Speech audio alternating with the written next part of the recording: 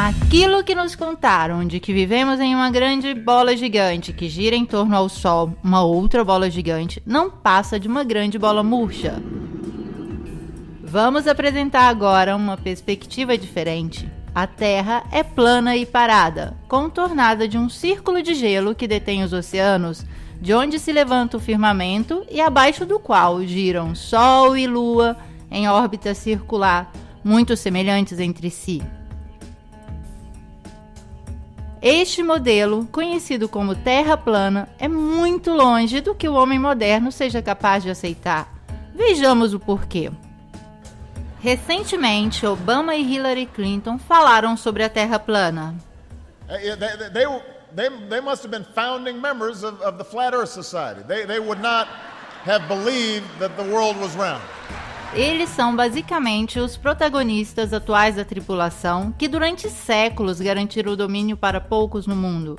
Falaram sobre o assunto, evitando o argumento com método de sátira, tratando de escárnio e descrédito de todos os que ousam a questionar as versões oficiais. Nós, como sempre, permanecemos na estrada que mais poderia definir o erro. Escreve Bacone em Um Novo Órgão, 1620. A verdade se deixa descobrir dos erros mais rápidos do que da confusão.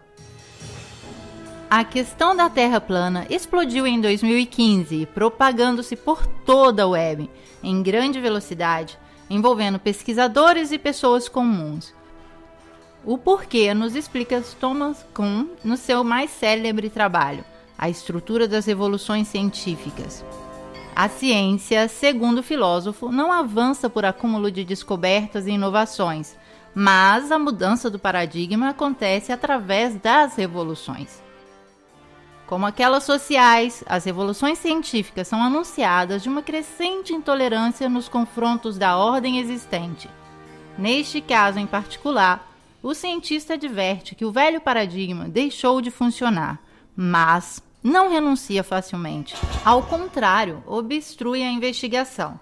Os cientistas de ambos os lados exibem acusações de heresia, chamado de conspiração, ou ortodoxia, negação. Cada revolução científica não é apenas incompatível, mas muitas vezes incomensurável com o que a precedeu. E é próprio a incomensurabilidade que explica por que a passagem de um paradigma ao outro não pode se realizar gradualmente, nem pode ser imposto pela lógica ou de uma experiência neutra, mas deve acontecer de uma só vez, em uma revolução. Aquilo que vemos depende, seja, tanto de quem olha quanto da experiência visual anterior que lhe foi ensinado a ver. Nossas gerações, ao longo dos séculos, têm o conceito do globo girando, onipresente, como uma única possibilidade de existência para nós.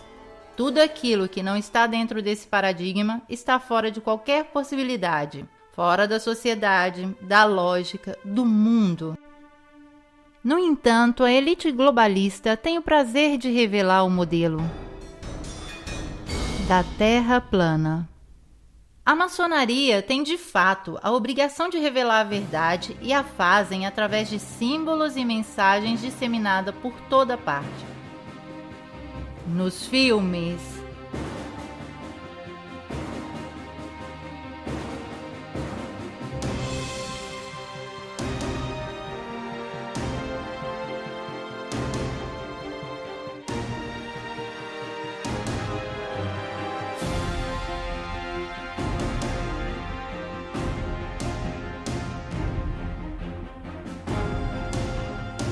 nos desenhos animados,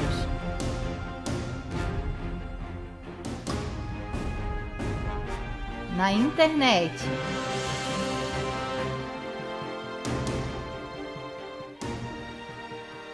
nas cartas dos Illuminatis, no Ground Zero, no logotipo da ONU. Se eles não sabem como é a Terra... Hoje, o atual modelo que vê o globo terrestre girar em torno a um Sol 1 milhão de vezes maior, dentro de uma galáxia de 1 milhão de estrelas, em um universo de milhares de galáxias, está entrando rapidamente em crise. Não podemos saber ainda se essa crise vai se transformar em uma revolução científica que irá substituir o modelo atual. Mas os pontos de ruptura do sistema parecem ser inequivocalmente emergentes. Antes de denunciá-los, acrescentaremos um prefixo. Todas as informações no campo astronômico hoje provêm exclusivamente do monopólio das agências espaciais. Estas, longe de se contradizerem, têm um denominador comum, como comum é o logotipo do vetor que as representa. Cada imagem, testemunho, experimento, informação, exploração e hipótese científica sobre a Terra e aquilo que a rodeia é nascido ou criado aqui, sob a proteção dos vetores e mantido com o dinheiro dos contribuintes mundiais. Completamos a observação com as palavras de Robert Simon da NASA.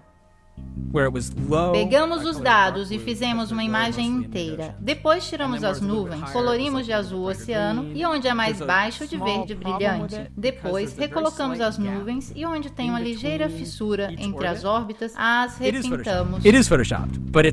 É sim Photoshop, mas tem que ser. Depois simulamos a atmosfera e por fim colocamos uma luz brilhante para ter o reflexo do sol sobre o mar. É um mosaico muito realístico. Eu não sou um astronauta, nunca estive no espaço, mas tentei criar a essência da Terra baseado nesta foto. É sim Photoshop, mas tem que ser. Sendo assim, a imagem da Terra que temos à disposição é reconstruída, alterada, composta, uma palavra precisa, falsa. O que é preciso para criar imagens falsas quando se tem a melhor tecnologia em mão? Basta uma tela azul ou um avião que viaja a gravidade zero e o jogo está feito. Aqui está o que vem mostrado a partir da telecâmera que está filmando o ex-presidente Bush em uma visita à NASA. Uma imagem recém-modificada em uma tela cromática. A tela cromática é um instrumento usado para substituir a cor de fundo para qualquer cenário. Com CGI, computação gráfica, se pode ter acesso à Terra do nunca com sua nave que não existe. O truque consiste em deixar bolha de ar flutuar. Aqui está o jogo, aqui está o truque. Eles próprios nos mostram. Ou mesmo se pode fazer um passeio no espaço. Que tal dessa vez pegarmos uma carona com os chineses? E aqui também as bolinhas viajam tranquilamente. Será que eles estão em uma piscina de exercitação? Se pode criar um boneco do nada quando a insolência não tem limite. Ou mostrar a face oculta da lua quando o mau gosto é sem vergonha. Tudo rigorosamente modificado, digitalizado, falso. Por que não mostrar imagens autênticas? Provavelmente porque não existem. Até hoje, não é possível ter uma foto autêntica da Terra. Basta ver a relação de grandeza que nos mostram para entender que nem mesmo eles têm uma única matriz. Supostamente, esta foto foi tirada por um cientista que estava na Lua, mas basta aumentar a luminosidade para descobrir o truque. Um corte retangular e a imagem está pronta. Qualquer que seja a interpretação que vocês queiram dar ao vetor que está presente no logotipo das agências espaciais, os cientistas que fazem toda essa manipulação se comportam em concordância como charlatões nessa grotesca farsa maçônica, cada um com seu papel. Cristoforetti, entre um shampoo e um rápido banho de gato, se exibe em uma cena de normalização das fumaças químicas. Adam Stelzner, o ator na comédia da aterrissagem a Marte, onde parece existir de tudo: ossos, lenha, ratos, a menos que sejam, como muito provável, imagens tingidas de vermelho. Photoshop, falso. Certamente não publicado por engano, mas voluntariamente usado como um teste de estresse para as nossas mentes que, diante de uma falsificação perpetrada de uma autoridade, serão sempre mais predispostas a aceitá-las. Dissonância cognitiva. E Obama, que quer desenvolver tecnologias para ultrapassar os cinturões radioativos de Van Allen e enviar pela primeira vez um homem na órbita baixa? Mas espere, os Estados Unidos já não realizaram essa missão 50 anos atrás, desembarcando na Lua com um monte de lata velha e folhas de alumínio ligados com fita adesiva?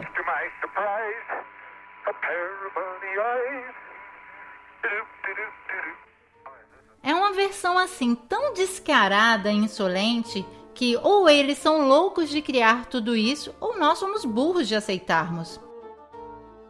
Ambos. O monopólio das informações bem coordenadas com o mundo da escola, da ciência, da política é milagrosamente capaz de insinuar contradições tão grandes na percepção da realidade de qualquer um que ousar a vê-la. Diz Eric Kubler, o ser humano é um sistema de informações e, de consequência, pode ser curado através da informação. Isso é o que estamos fazendo agora quando falamos da forma da Terra. E aqui está tudo que não faz sentido no modelo esférico atual. Vamos tentar explicar uma criança que pergunta: por que as pessoas do Polo Sul não caem para fora da Terra? Porque a força de gravidade o mantém preso à Terra, responde a professora. E deste dia em diante a criança não vai mais querer saber de nada do seu antigo, intuitivo, original e sagrada dúvida. Se tentasse na idade adulta, ele seria invadido de uma quantidade de fórmulas e equações matemáticas que o confundiriam para sempre. A força de gravidade é uma teoria, não uma realidade. Isso já dizia Einstein. Isso, que passa por lei de gravidade, poderia ser explicado com o conceito de densidade e flutuabilidade. Um objeto mais denso que o ar cai. Um menos denso tende a flutuar. Vejamos o que diz Einstein de Nikola Tesla, um dos maiores e nobres gênios de todos os tempos. O que nos diz de ser o homem mais inteligente do mundo? Não sei, você deveria perguntar a Nikola Tesla. Vejamos agora o que diz Tesla sobre a força da gravidade. A relatividade de Einstein é uma maravilhosa vestimenta matemática que fascina e impressiona, tanto que a gente que está cega não consegue ver os erros do fundo. A teoria é como um mendigo vestido com púrpura que as pessoas ignorantes o têm como rei. Seus sustentadores são homens brilhantes, mas são mais metafísicos que cientistas. Escreve o pesquisador Anthony Peck: aquilo que foi etiquetado de forma errada como gravidade é em realidade linhas magnéticas de força. É de fato o universo eletromagnético intuído de Tesla e ocultado com a teoria da gravidade. É o que trabalha secretamente o CERN de Genebra. Ao invés, a nós, nos dizem que a força da atração deveria nos puxar para o núcleo da Terra. Mas quem já viu este núcleo? A profundidade máxima de perfuração realizada pelo homem supera pouco mais de 12 quilômetros, equivale apenas à profundidade da crosta terrestre. Então, do que eles estão falando? O núcleo, pelo que eles mostram, não existe. De certo, em um paradigma subvertido, quando deverá desaparecer a lei da gravidade, os cientistas terão de se adaptar a outras leis. Quem sabe aquela da densidade ou a do eletromagnetismo? E daí, as crianças poderão finalmente ver aqueles homenzinhos cair do Polo Sul. Porque a força da gravidade é somente um instrumento teórico para justificar um impossível arredondamento da superfície terrestre e esconder a verdadeira fisionomia do universo. Querida criança, se te disseram que a Terra é redonda, ok. Mas onde se pode ver? Ninguém sabe. Não olhando o horizonte.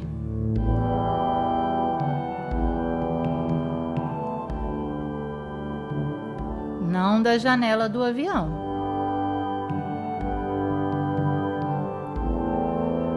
Nem de uma sonda amadora lançada em grande altitude. Como se vê, em todos esses casos a Terra é evidentemente plana. Sim, certo.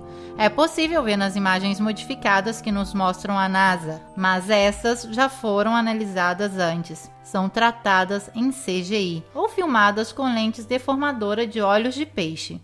Aqui está o globo da NASA, que gira com nuvens imóveis.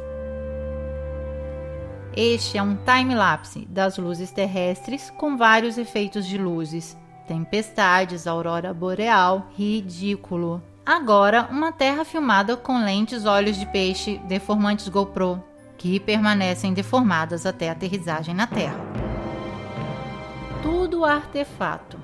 Onde podemos ver essa curvatura? Não da estação espacial que não existe. Já vimos que é um set de filmagem. Se pode observar um avião que voa, poderia ser um drone, mas as imagens daí são pura ficção. All of that happened in a little town called York, Maine, across the United States from where we're talking to you right now. And all of that happened in a little town called York, Maine, across the United States from where we're talking to you right now. É um truque. Estamos dispostos a acreditar somente se durante uma transmissão ao vivo um astronauta pegasse a câmera e nos fizesse ver a partir da escotilha da nave.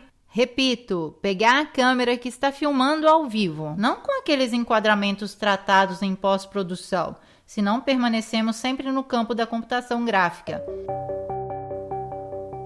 Devemos ver o globo dos satélites? Qual satélites?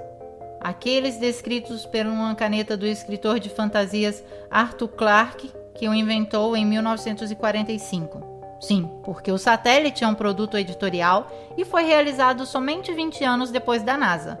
Mas até hoje não temos imagens credíveis da construção de um só satélite, muito menos da estação espacial. Com todos os dados em mão, hoje deveriam existir em órbita cerca de 20 mil satélites, mas ninguém nunca registrou a presença de nenhum, ou mesmo uma possível colisão, ou queda, ou passagem enquanto se observa a Lua. Nunca visto, nem da Terra nem do espaço, excluindo as imagens elaboradas com computação gráfica. Buongiorno, questa è l'ultima foto del nostro cosiddetto satellite sull'Italia.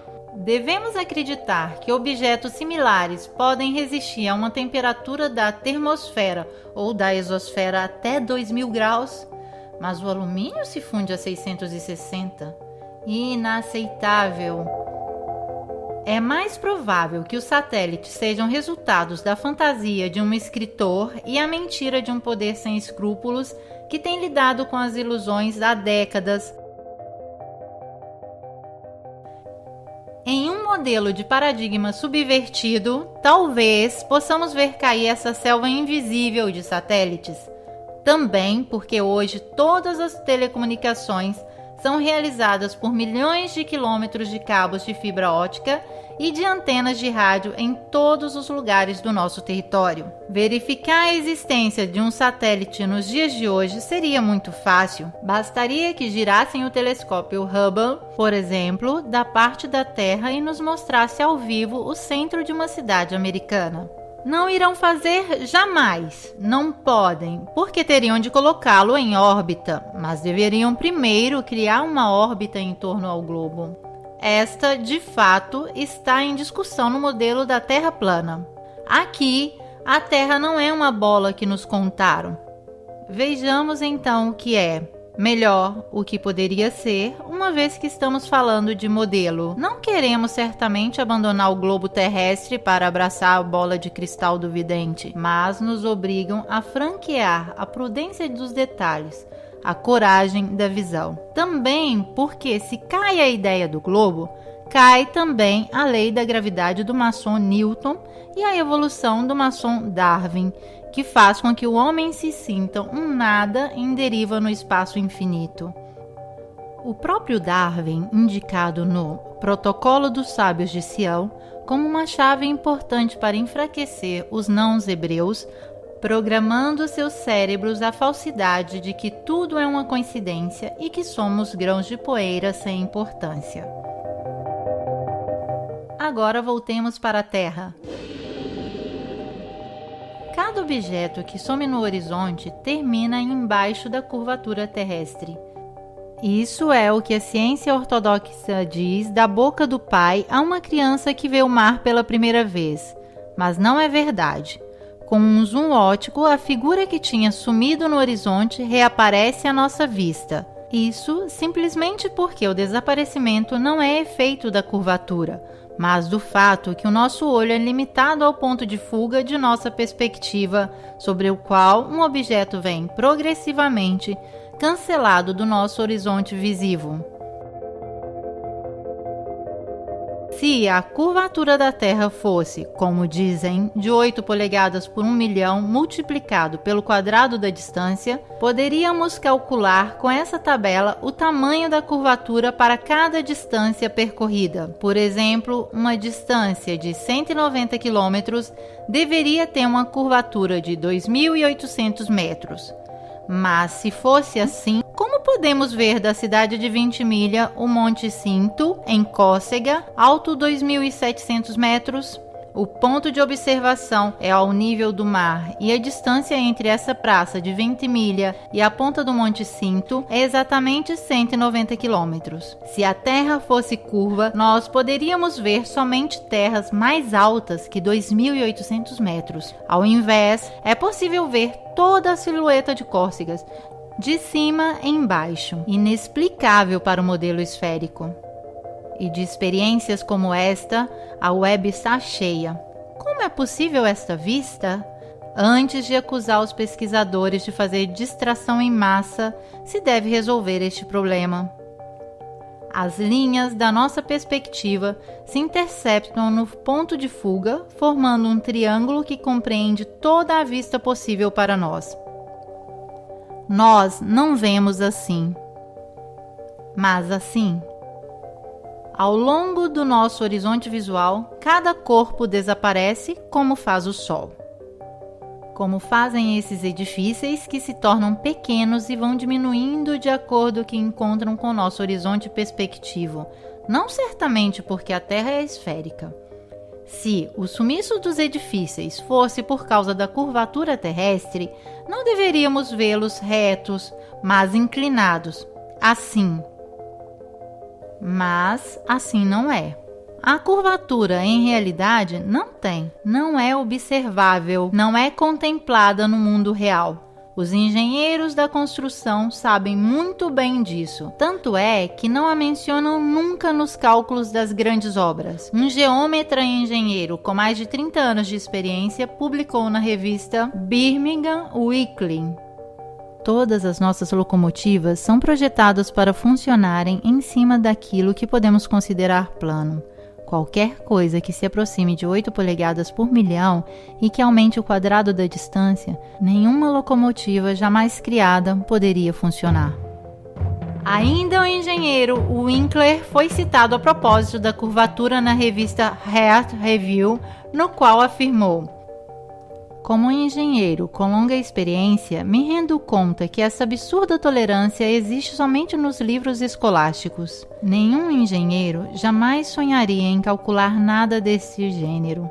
Já projetei milhares de ferrovias e canais e este fator não é levado nunca em consideração.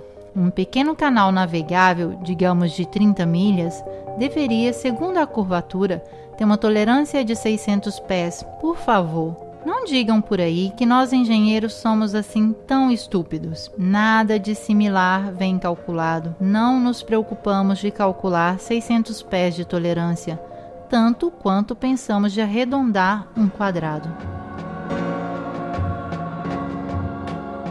Queremos então constranger um engenheiro a curvar a superfície de um canal? E como poderiam? Vocês são capazes de imaginar qualquer bacia de água com a sua superfície curva? A água não tem uma superfície curva, grita o menino. Não se comporta assim, mas assim. Então, em correspondência com os oceanos, deverá existir imensas varreduras de água no mesmo nível.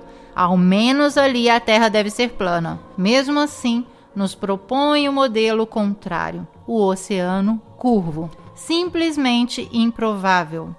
A física natural da água é aquela de juntar e manter o próprio nível. Tanto é que a água, através da bolha, vem usada para nivelar construções. Mesmo porque a água, diferente da ciência, não pode mentir. Nos dizem que a curvatura dos mares são devido à gravidade. E toda essa força de gravidade que mantém os oceanos tempestuosos grudados não pode impedir uma pequena borboleta de fazer seu suave voo? Pura fantasia. O voo de um avião nos diz ainda mais. Vamos dar uma olhada. Segundo a lógica, o avião, para voar em uma altitude em respeito à superfície curva, deveria direcionar de vez em quando seu bico para baixo. Mas não acontece. Por quê? Pergunta agora nosso famoso menino que pegou um pouco de coragem. Porque a força da gravidade, sempre ela, tem o avião em uma linha curva paralela ao solo, como se a aeronave fosse uma esfera ligada à Terra com uma corda. Responde a ciência ortodoxa. Então, se para estar na curvatura para baixo não é necessária nenhuma compensação, para não estar em nenhuma curva e permanecer linearmente, o piloto deveria corrigir a rota do avião para o alto? Pode parecer científico para a ciência, mas é ilógico. E se bastasse um voo linear para se perder no espaço, para que serviria um míssil? Ciência e tecnologia são assim tão incongruentes? Não, não é assim. Como mostra essa fumaça química que persiste por quilômetros, os aviões voam linearmente e sem nenhum perigo de escorregar para o universo. Agora vamos pegar uma rota aérea, neste caso em particular, ocorrida em 2015. Um voo de Bali a Los Angeles deveria recorrer a uma aterrissagem de emergência no Alasca.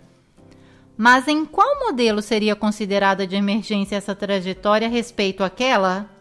No modelo esférico, as duas rotas parecem muito similares.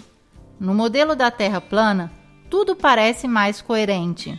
É nesta superfície que voam os aviões. Somente assim podemos entender o porquê dessa rota.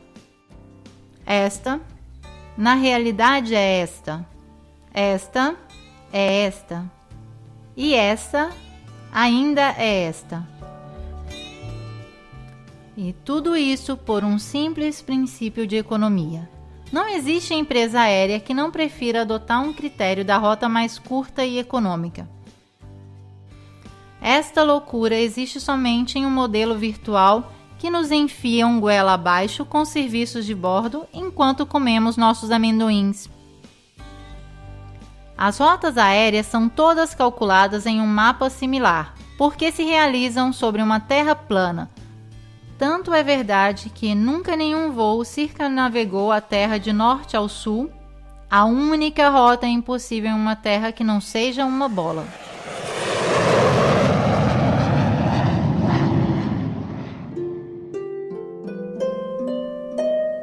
Um modo elegante de explicar a curvatura terrestre é fornecido por Eratóstenes de Cirene, matemático e filósofo que viveu no século III a.C. Agora, nosso menino, que já está virando um rapazinho, insolente e sem muita reverência, se pergunta como é possível que até hoje temos que exumar Eratóstenes para provar um fato assim tão grande como a forma do nosso mundo? Simples, porque estes coveiros têm em mãos apenas um punhado de cinzas. O experimento de Eratóstenes consiste em medir o raio da Terra esférica, que tem somente 5% de diferença do que se considera válido atualmente. Ele observa simplesmente a diferença de sombras projetadas pelo Sol ao meio-dia do holístico de verão nas cidades de Siene e Alexandria do Egito, distante entre elas 5.000 estádios imaginadas no mesmo meridiano. Enquanto em Siene o Sol não projeta sombra ao meio-dia, em Alexandria a sombra da Gnomo faz 7,2 graus com a vertical, isto é, 1/50 de ângulo giro. Da qual temos a dedução: a circunferência da Terra deve ser de 50 vezes a distância entre as duas cidades, isso é 25.000 estádios, ou mais ou menos 39.000 quilômetros, aproximadamente os 40.000 quilômetros de circunferências aceitos hoje. Na encenação do filme do pouso na Lua, as sombras dos corpos projetados pelo Sol em uma superfície lunar são divergentes entre si, mesmo estando a poucos metros de distância no plano, então sem necessidade de presumir qualquer curvatura significativa. Mas, se o Sol estava distante cerca de 150 milhões de quilômetros da Lua, sombras de objetos assim tão próximos entre si deveriam ser paralelas. Essas são justificadas por uma iluminação muito próxima. Sabemos que a NASA simulou o pouso na Lua, mas tudo o que podemos observar é como em uma superfície plana, a inclinação das sombras possa variar pelo motivo da proximidade da fonte luminosa. Isto é o que Eratóstenes resolve pressupondo uma curvatura da Terra ao invés de atribuir ao Sol uma distância muito inferior. O modelo da Terra plana realmente descreve um Sol muito mais perto da Terra, como a visão destes raios nos sugere. E se essa é falsificada, como alguns afirmam, da refração atmosférica, significa que também Eratóstenes fez seus cálculos induzidos de um erro do fenômeno da refração. Mas não é assim. A Wikipédia, em seguida, fala de divergências aparentes dos raios crepusculares, invocando o efeito da perspectiva que concentra todas as linhas para o ponto de fuga do horizonte. Mas esta não influencia a percepção da verticalidade das linhas. A perspectiva não funciona assim, mas assim. Porém, nós vemos os raios solares deste modo. Isto significa que a divergência é devida à natureza de uma fonte em todas as direções das luzes que vem de um Sol muito menor e mais próximo do que aquele que nos contam. Sendo assim configurado, o Sol cria sombras divergentes, como essas medidas por Eratóstenes sobre uma distância de 5.000 estádios, mas de uma Terra plana.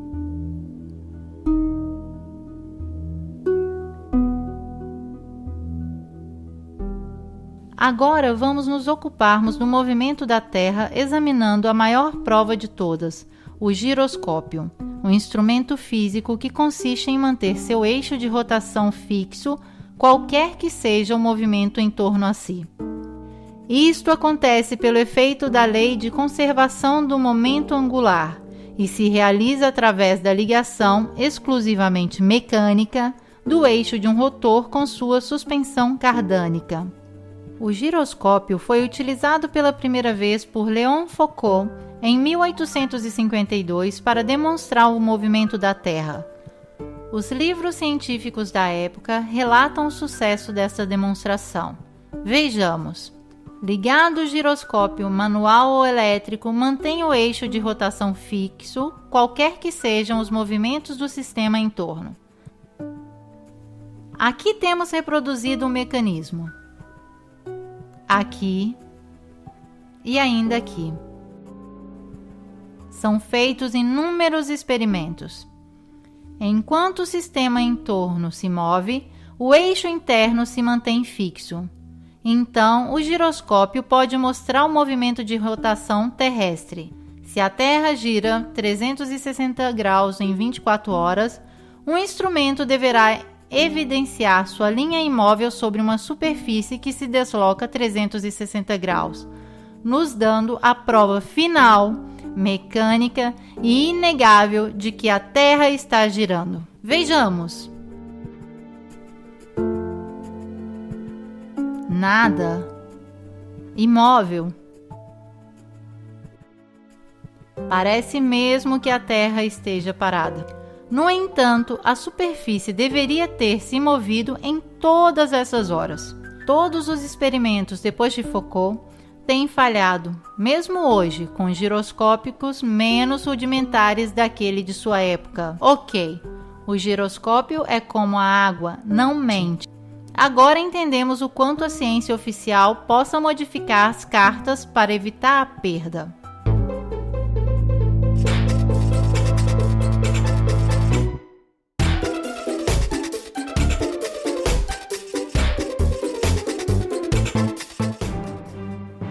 Temos ainda o efeito Coriolis. Os divulgadores científicos não veem a hora de se afirmarem sob fórmulas que demonstrariam como essa força aparente pode fazer girar os redemoinhos dos drenos dos banheiros em sentido horário se você usa o bidê no hemisfério norte e sentido horário se você usa no hemisfério sul. Basta, te peço! Para saber mais sobre os drenos dos bidês, consulte o Wikipédia. Eles inventam forças imaginárias e as aplicam como querem.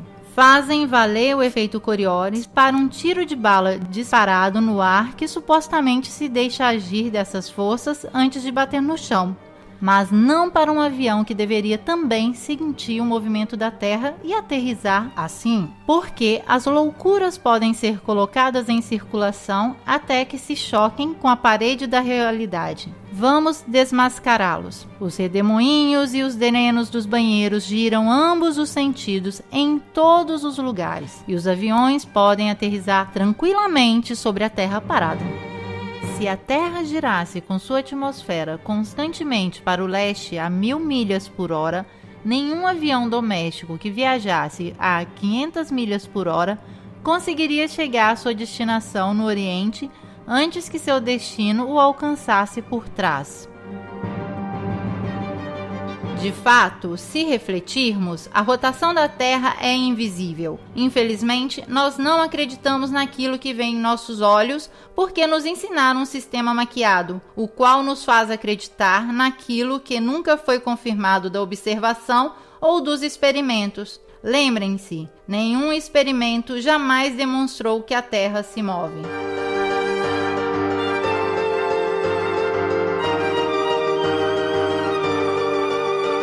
Nosso rapazinho tornou-se irreverente, não suporta mais os enganos das teorias para justificar um mundo que não vê, que não existe, nem mesmo de aparência.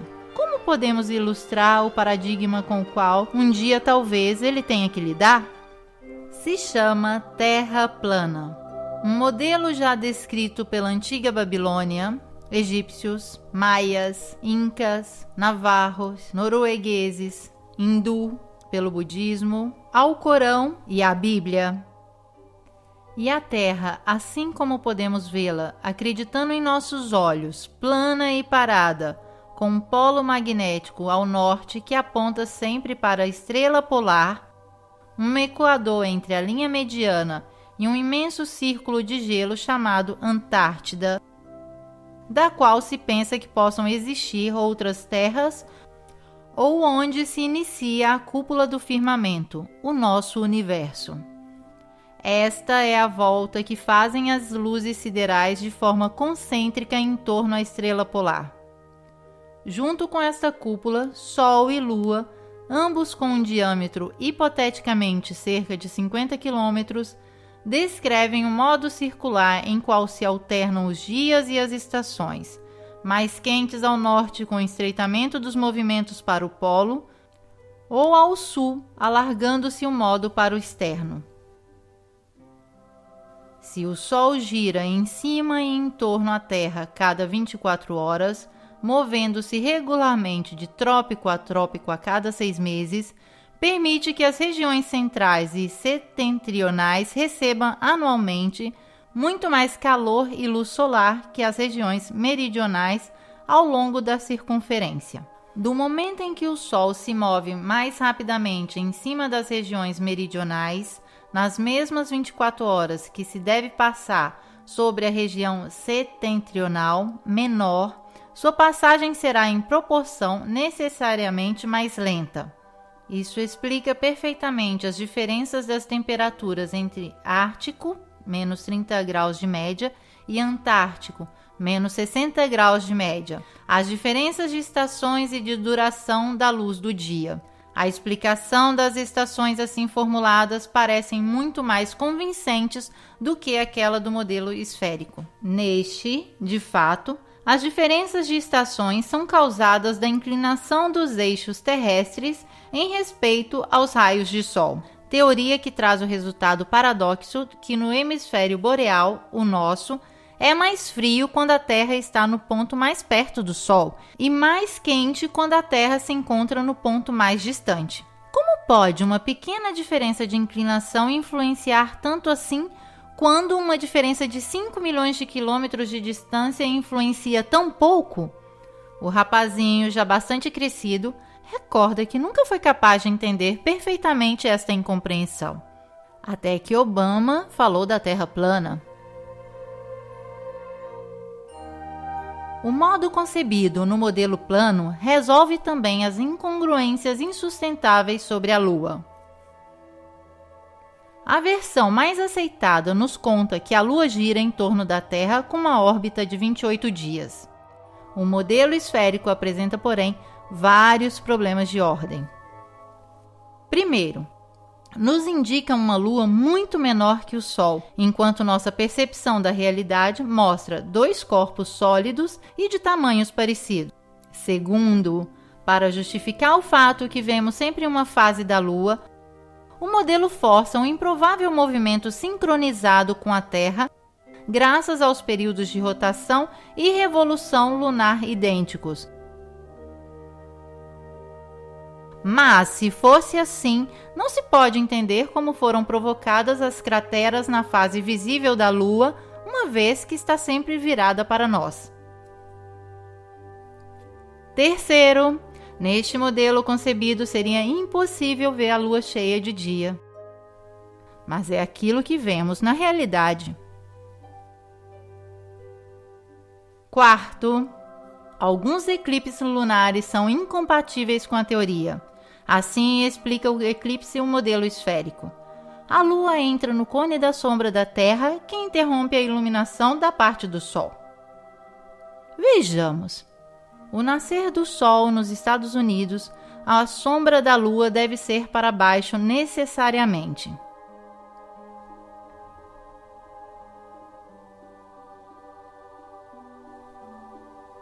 Mas, na realidade, não é assim. Estamos no Novo México, durante o eclipse de 10 de dezembro de 2011. Com o nascer do Sol, a luz do dia aumenta, mas o cone de sombra da Lua está no alto. Ao invés, deveria estar no baixo. Este mesmo fenômeno foi observado com incredulidade em Illinois às 6h30 da manhã. I find very interesting is I was expecting the shadow to come upward across the moon as it would go down and it would pass into shadow, and actually it's going the other way around. Também neste caso temos que escolher: ou acreditamos na ciência e fazemos de conta que a realidade não existe, ou observamos a realidade e damos o chute definitivo ao modelo esférico. No paradigma da Terra plana, a Lua, que seja uma esfera, um disco ou quem sabe qualquer outra coisa, tem uma órbita um pouco mais lenta daquela do Sol, 25 horas. Este é o modelo que nos parece mais plausível. O modelo indicado explica também o eclipse solar, fenômeno que os antigos sabiam calcular perfeitamente sobre a base desta planta, a Terra plana. Agora vamos passar para o Sol. Como o nascer do Sol é o seu lento aproximar-se vindo do leste, o pôr do Sol nada mais é que seu desaparecimento no horizonte visível dos nossos olhos. Nenhuma curva o coloca abaixo do horizonte. O Sol simplesmente some do ponto de vista da nossa perspectiva. Ainda uma vez que a observação da realidade nos dá a percepção exata das coisas. Parece de fato evidente que seja o Sol a se aproximar ou se afastar de nós, girando em uma Terra plana que é o centro do universo a nós visível. Uma das principais chaves para o arranque da crise do paradigma esférico é de fato colocar luz nas contradições junto ao modelo universo dominante. Se a Terra estivesse a girar, se encontraria com estações contrárias nas duas posições opostas ao Sol A e B. Passando então de um ponto ao outro, devemos observar a inversão dos dias com as noites. Meia-noite de junho deveria se tornar meio-dia em dezembro. Isso não acontece porque dizem que a cada 24 horas a Terra gira 1 grau a mais em sua rotação, não 360 graus, mas 361 graus. Esta compensação manteria os dias e as noites nas duas posições da Terra indicada. Então, a inclinação do globo permaneceria invariada 23,5 graus em junho, como em dezembro. Considerando que o Polo Norte aponta sempre para a estrela polar, como pode acontecer isso no mesmo momento A e B, que estão distantes entre eles 186 milhões de milhas e com uma inclinação do eixo invariado? De fato, a realidade não é compatível com a teoria, como ao invés em um modelo parado, que descreve uma superfície plana, sobre o qual gira o firmamento de estrelas sempre em torno à estrela polar. O que inventaram os teóricos ortodoxos para justificar a esfera? A estrela polar é distante 2,55 quadrilhões de milhas, assim é que não se pode calcular a paralaxe esferal da Terra entre junho e dezembro. Então, nós podemos ver uma estrela assim imensamente longe a olho nu? Certo, rebatem eles, porque é 46 vezes maior que o Sol. É assim que usam tamanhos e números desdobrando-se a resolver cada teoria falida que inventam. Essa é a lição que nosso menino, agora já velho, pode ainda aprender com as palavras de Nikola Tesla. Os cientistas de hoje substituíram a experiência pela matemática, vão de uma equação a outra e ao fim constroem uma estrutura que não há nenhuma conexão com a realidade. Aqui está o que vemos com o telescópio. Este somente podemos observar. Aqui, por exemplo, Vênus, Ciro, Arturo, Vega, Betelgeuse. Os astros são visíveis assim e provavelmente respondem à lei da densidade, diverso daquele que reina no plano tridimensional da Terra. Vivemos em um sistema no qual somos o centro enquanto estrelas rodam em torno, ou somos a periferia que se move em um sistema solar na infinidade do universo? Segundo o modelo esférico, devemos nos contentar de sermos uma pedra insignificante que vaga com um movimento de 1.040 milhas por hora em torno a si, a 66 mil milhas por hora em torno ao Sol, enquanto o sistema solar se move na Via Láctea a 490 mil milhas por hora e a galáxia inteira se joga no universo em outros milhões de milhas. Tudo isso sem que possamos perceber nada. Percebemos a corrente de ar, de água, a densidade dos corpos, o eletromagnetismo que causa terremotos, mas a velocidade com a qual se move o nosso planeta, não. Não existe nenhum efeito captado dos nossos sentidos. Mas isso é possível? O modelo proposto de uma Terra em caminho não combate com aquilo que vemos no céu. Aqui, a estrela polar está sempre no centro da rotação de todas as outras estrelas e durante milhares de anos as constelações permaneceram fixas no mesmo ponto, sem mudar de nenhum modo a posição de suas trajetórias. Se a Terra fosse uma bola orbitante em torno a um Sol que se movesse em uma galáxia surgida do Big Bang, como afirma a NASA, seria impossível que as constelações permanecessem imóveis. Baseando neste modelo, deveríamos, de fato, ter um céu noturno completamente diverso a cada simples noite, e as estrelas visíveis não seriam nunca mais as mesmas estrelas por 2 vezes seguidas. Somente se fosse assim, poderíamos render a este modelo a razão.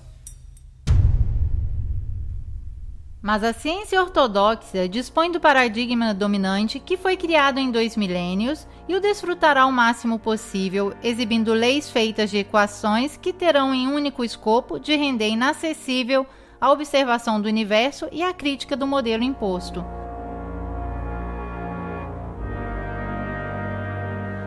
É por isso que depois da exploração do almirante Byrd, que com suas viagens revelou um local desconhecido da cadeia do gelo antártico, surgiu um tratado internacional que fechou este local para qualquer acesso.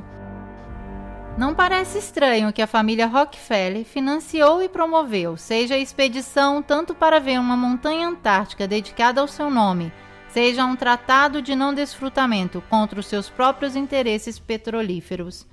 Quem sabe em homenagem a qualquer interesse mais vasto? O Tratado Antártico foi firmado em Washington em 1959, 2 anos depois do último sobrevoo e da morte do almirante.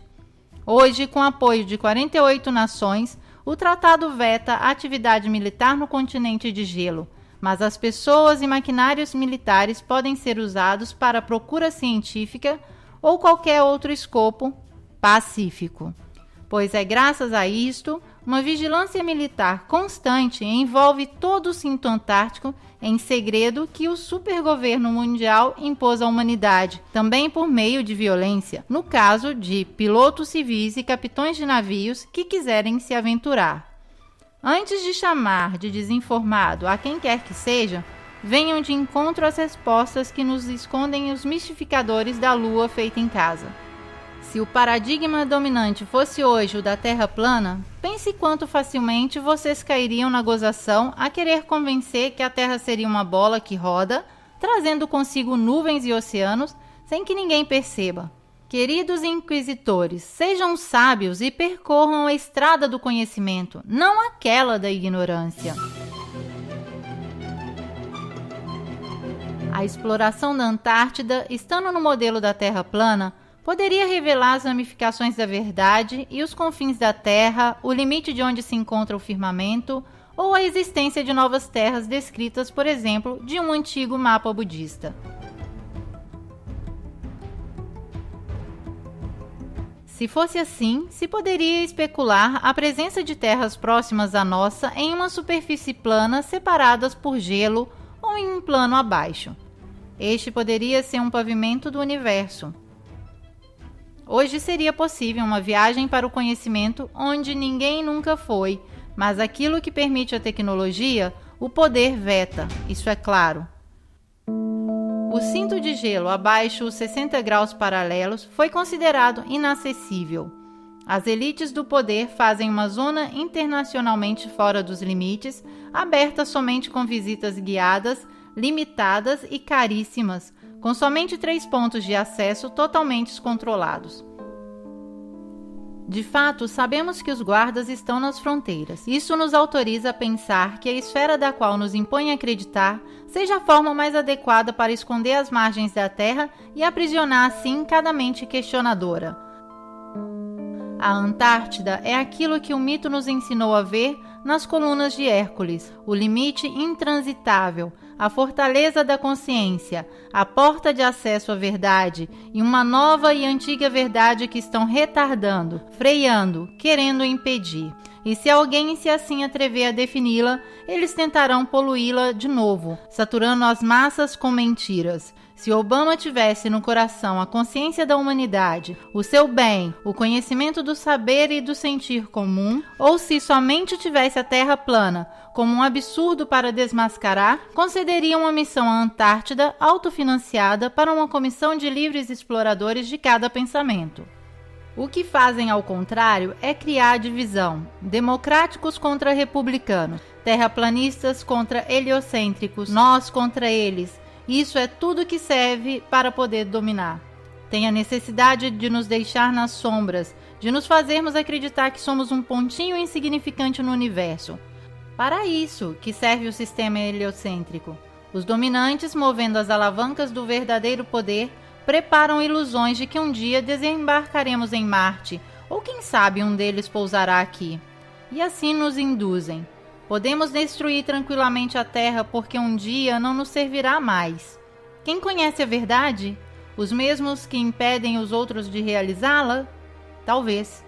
Os jesuítas sempre adoraram o Sol e o vestiram de Cristo, apoiado e gestido com uma leva financeira do sionismo mundial e através das lojas da maçonaria determinam aquilo que se deve esconder e o que somente a simbologia pode revelar. Neste engano milenar do qual o homem é vítima, nos escondem a coisa fundamental, o porquê nascemos. Eis aqui o porquê nos ocupamos da Terra plana. Descodificar o modelo Terra responde a essa dúvida existencial de cada homem. Em uma síntese extrema, se a Terra é plana, quer dizer que nos enganaram deliberadamente. Se apropriaram do senso da nossa vida, camuflando com imagens sagradas ou profanas que nos dão nas saídas da igreja ou dos shoppings. Removendo a Terra do centro do universo imóvel, esses maçons nos levaram fisicamente e metafisicamente de um lugar de suprema importância a um lugar de completa indiferença a tudo. As suas corporações nos vendem ídolos para adorarmos, que tomam posse lentamente do mundo enquanto nós silenciosamente acreditamos em sua ciência, votando em seus políticos, comprando seus produtos, escutando as suas músicas. Vemos os seus filmes, sacrificando nossa alma sobre seus altares de materialismo. Não falarei do Criador ou em quem acreditar.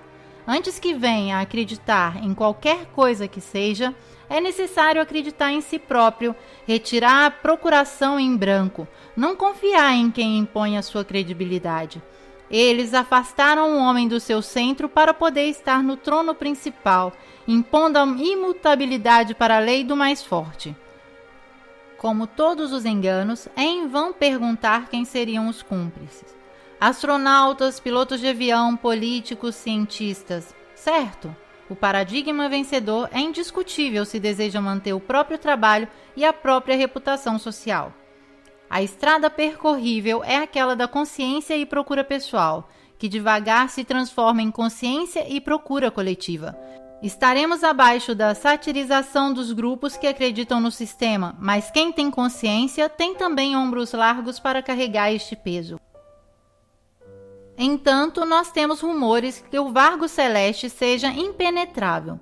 Se tem que inventar todo este cinema é porque não pode acessá-lo.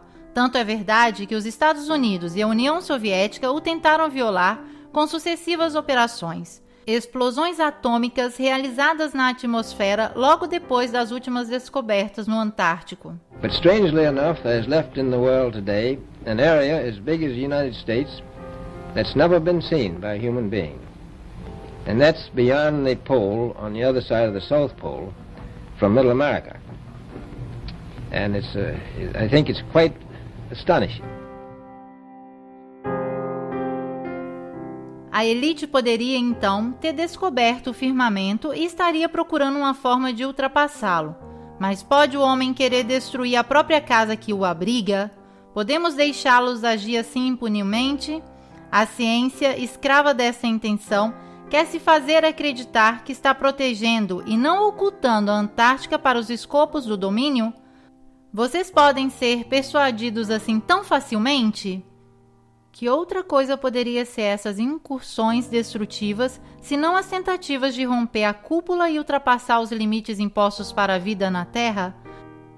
Parece estranho falar de cúpula também para mim, mas se até Hillary Clinton o faz, por que nós também não podemos? Por que não devemos nunca dar voz à sabedoria que tinham os antigos ou a essa impressionante e nítida foto tirada na última missão na Antártica?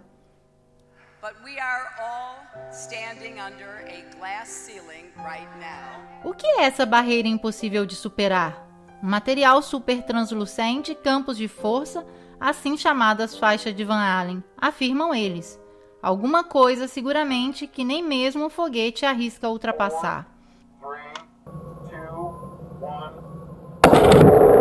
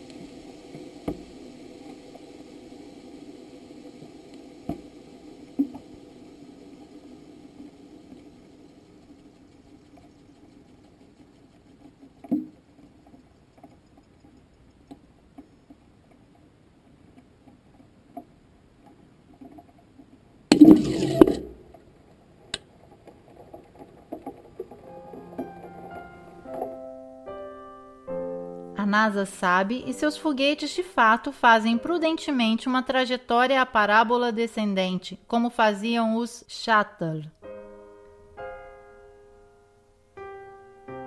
A propósito, vocês se recordam do incidente do Space Shuttle Challenger em 1986? Então, parece que 6 das 7 vítimas participantes, assim por dizer a missão, estão ainda vivos. Não parece para vocês também? Que seja a enésima farsa made em Estados Unidos? Talvez não saberemos nunca.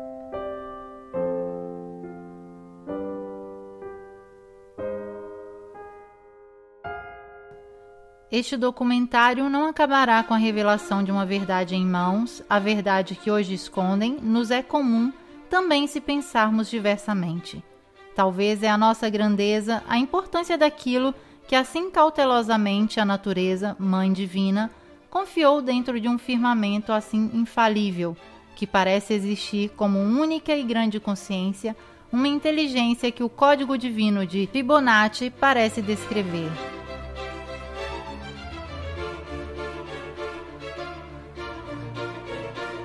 Que seja o modelo mais adapto a retratá-lo, esférico ou plano. Tudo aquilo que existe tem a ver com cada um de nós, tem a ver com o menino que no berço já sabia de tudo e que depois de surpresas e surpresas se esqueceu, adormentado com o cansaço da experiência. Então hoje querem nos fazer acreditar que a Lua foi conquistada, que o núcleo da Terra nos atrai, que luzes tão pequenas são sóis gigantes a distâncias impronunciáveis, mas eles mesmos nos dizem que quem não é formado não pode contradizer, deve aceitar o arsenal atômico que acaba com o futuro da vida, a eliminação da inteira espécie terrestre a um ritmo da segunda grande extinção. Aceitar que o petróleo venha definido como fósseis, assim para vendê-lo por raro, mas indispensável. Que o veneno químico dos aviões passe por vapores, nos matando assim, sem nem ao menos um culpado. Aceitar que a elite domine a realidade e induza em todos nós a percepção da realidade que se faz cômoda.